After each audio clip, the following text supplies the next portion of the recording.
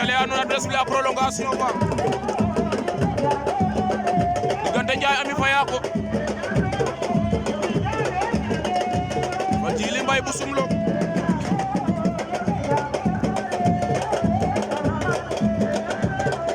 Ndiaye Amy Djily Mbaye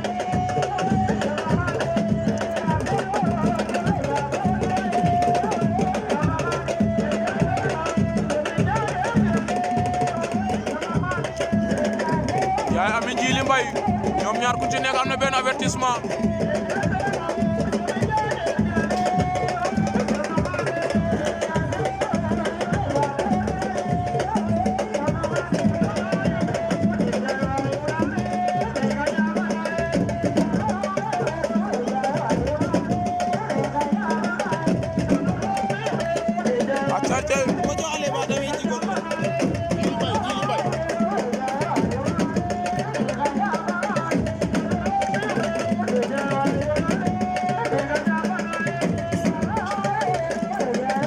Ndiaye Amy Djily Mbaye bu Soumlok Djily Mbaye moo leen jox ginnaaw Ndiaye Amy ngeen jàkkaarloo noonu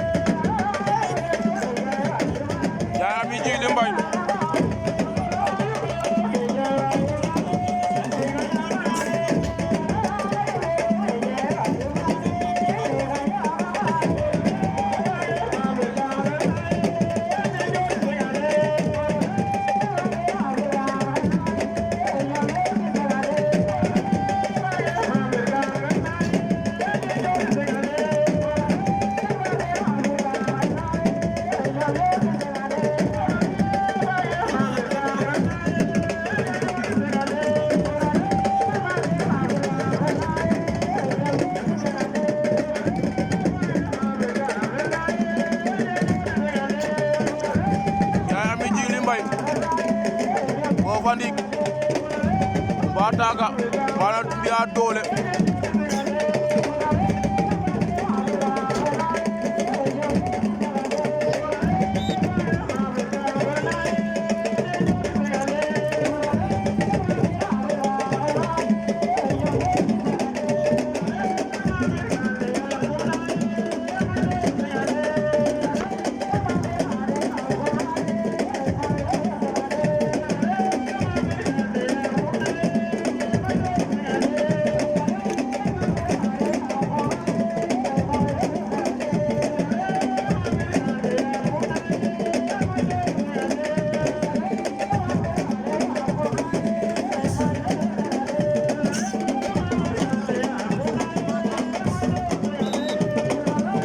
temps ba jeex na ñu déglu arbitre yaa ngi waxtaan ñu déglu leen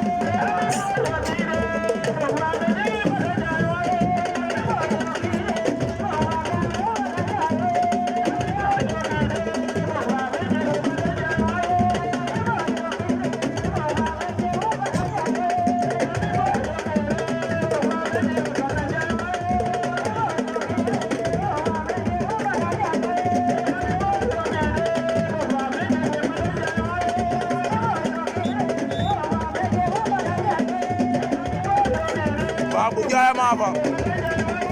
Babou Ndiaye a janga poids léger ka toog Djily Mbaye